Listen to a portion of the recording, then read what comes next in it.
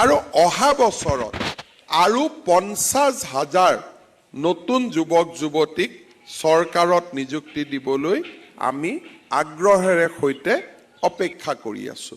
অৰ্থাৎ ৰাজ্য চৰকাৰে 5 বছৰৰ ভিতৰত 1.5 লাখ নিযুক্তিৰ লক্ষ্যৰে আগবাঢ়িছে। অসমত যোৱা 75 বছৰত কেতিয়াও কোনো কালে কোনো চৰকাৰৰ দিনত ইমান বেছি যুৱক যুৱতীৰ নিয়োগৰ ব্যৱস্থা কৰিব পৰা হোৱা নাছিল। ই আমাৰ চৰকাৰখনৰ এক অনন্য প্ৰাপ্তি হিচাপে ৰৈ যাব।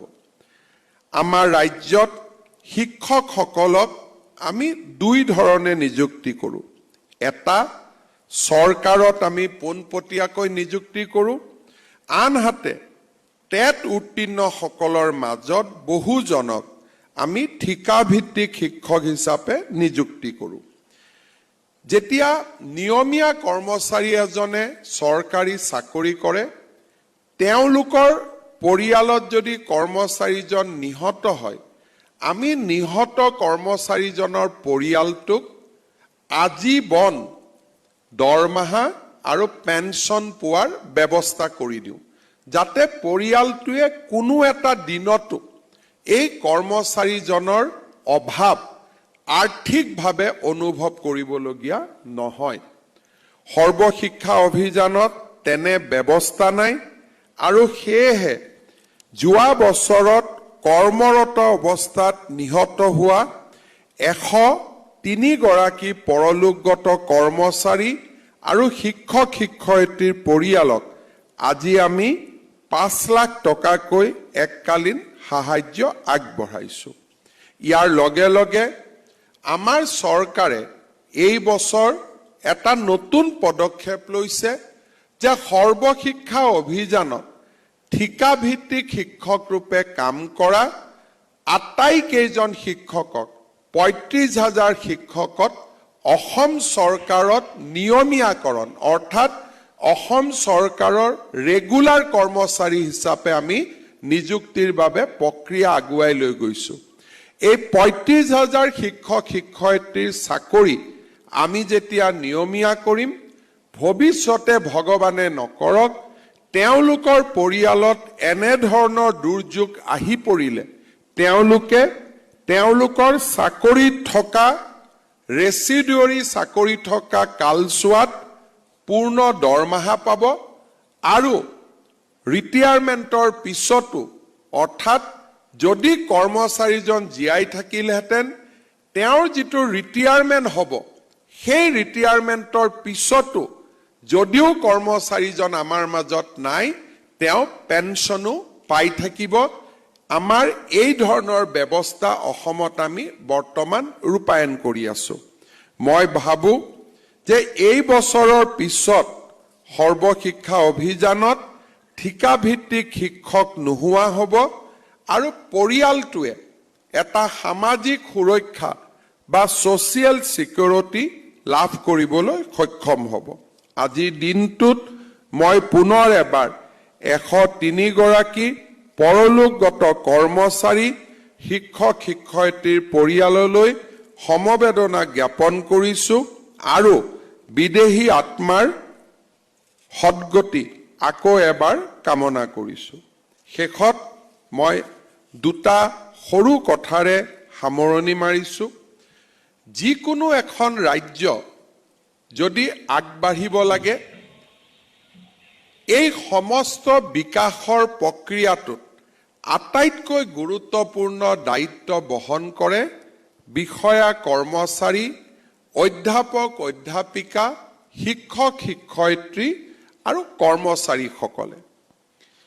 যোৱা লোকসভা নিৰ্বাচনৰ সময়ত বিভিন্ন নিৰ্বাচনৰ ফলাফল যেতিয়া আমি সমীক্ষা কৰোঁ তেতিয়া আমাৰ দলৰ মাজত এটা সমীক্ষা মোৰ ওচৰলৈকে আহিলে যে মুখ্যমন্ত্ৰী মহোদয় আমি 2-4টা জাগাত ভোট কম পাইছো কাৰণ চৰকাৰী কৰ্মচাৰীসকলে আমাক অলপ বেয়া পাইছে।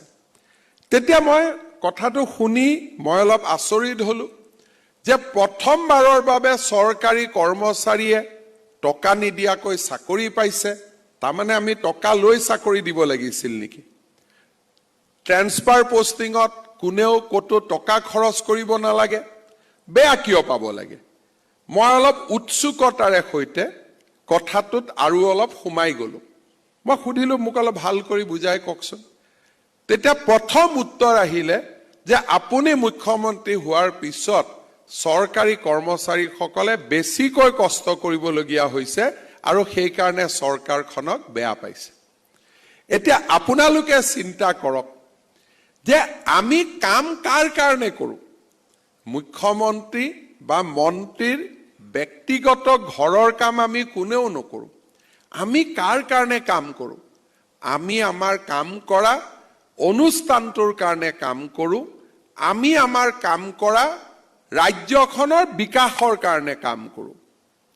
আজি আমাৰ লগত যিখিনি এছিষ্টেণ্ট প্ৰফেচাৰ বা জুনিয়ৰ ইঞ্জিনিয়াৰ বা আন যিসকল গেজেটেড পোষ্টত কাম কৰিছে, তেওঁলোকে চাকৰি পাইছে।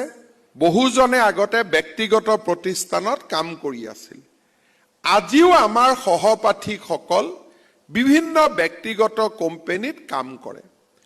সেই ব্যক্তিগত কোম্পানীসমূহত একোজন কৰ্মচাৰীয়ে কিমান পৰিশ্ৰম কৰিব লাগে তাৰ সম্পৰ্কে আমাৰ ধাৰণা আছে। আজি আমাৰ গুৱাহাটীতে খানাপাৰা বা আন জাগাত বিভিন্ন ব্যক্তিগত বিশ্ববিদ্যালয় গঢ়ি উঠিছে। বিভিন্ন অসমত ব্যক্তিগত কলেজো গঢ়ি উঠিছে। সেই কলেজ আৰু ব্যক্তিগত বিশ্ববিদ্যালয়ত যিসকলে অধ্যাপনা কৰে তেওঁলোকে কিমান কাম কৰিব লাগে তাৰ বিষয়েও আমি অৱগত। যিসকলে তৃতীয় আৰু চতুৰ্থ শ্ৰেণীৰ কাম পাইছে, চাকৰি নোপোৱাৰ আগতে আমাৰ জীৱন কিমান কষ্টৰ আছিল তাকো আমি অনুভৱ কৰিব পাৰোঁ, কাৰণ আজিলৈকে আমি গৈ চাকৰিত যোগদান কৰাও নাই। আজিৰ দিনটোৰ পিছত আমাৰ পৰিৱৰ্তন হ'ব, কিন্তু যোৱাকালিটো আজিও আমাৰ মনত আছে।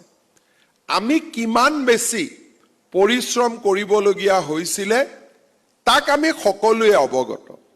কিন্তু আমাৰ ৰাজ্যখনৰ চৰকাৰী কৰ্মচাৰীসকলে চাকৰি পোৱা দিনৰ পিছতেই তেওঁলোকে যদি মানসিকতাৰ পৰিৱৰ্তন কৰে আৰু ৰাজ্যখনৰ বিকাশত যদি সহায় নকৰে, তেনেহ'লে চৰকাৰী চাকৰিৰ সৃষ্টি আৰু ইয়াৰ নিয়োগ দুয়োটাই এটা বিফল প্ৰয়োগ হিচাপে ৰৈ যাব।